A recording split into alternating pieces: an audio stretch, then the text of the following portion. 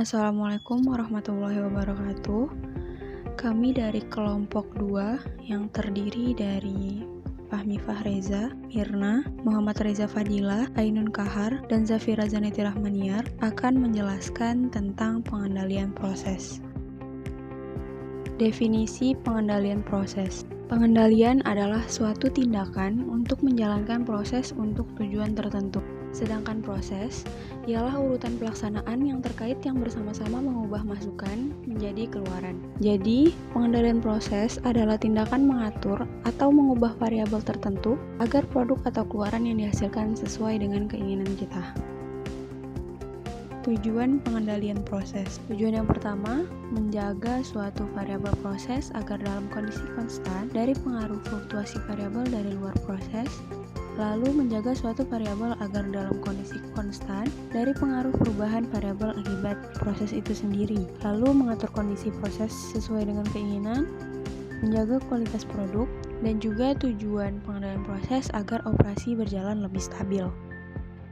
Dasar-dasar pengendalian proses. Pengendalian proses dapat dilakukan oleh manusia atau secara manual, semi-otomatik, dan otomatik.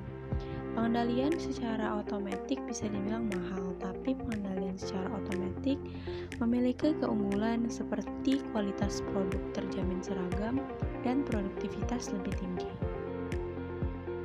Perangkat dalam sistem pengendalian proses. Yang pertama, instrumen pengukur atau sensor.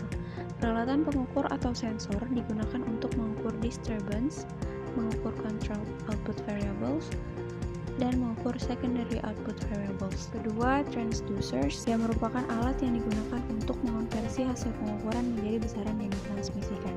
Yang ketiga, jalur transmisi dan amplifier. Yang keempat, elemen pengendali yang merupakan perangkat keras yang memiliki inteligensi. Perangkat ini menerima informasi dari alat ukur dan memutuskan tindakan yang harus dilakukan. Yang kelima, ada elemen pengendali akhir yang merupakan perangkat keras yang melaksanakan tindakan yang diperintahkan oleh controller. Yang keenam, elemen pencatat yang merupakan bagian dari sistem pengendali yang mencatat semua variabel sehingga kelakuan proses yang sedang berlangsung dapat didemonstrasikan secara visual. Proses kimia.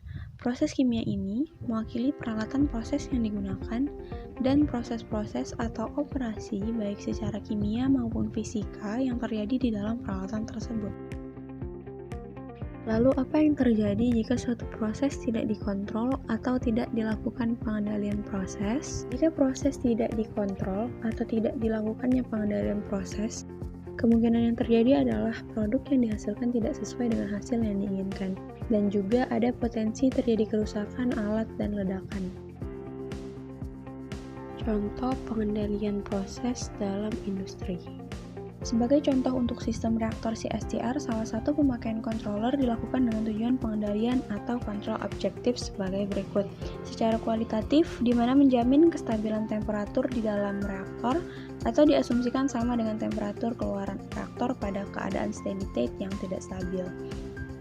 Yang kedua, secara kuantitatif, di mana menjaga agar temperatur atau variable output tidak berfluktuasi lebih dari 5% harga nominalnya.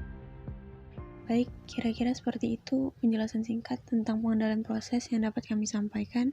Kurang lebihnya mohon dimaafkan. Wassalamualaikum warahmatullahi wabarakatuh.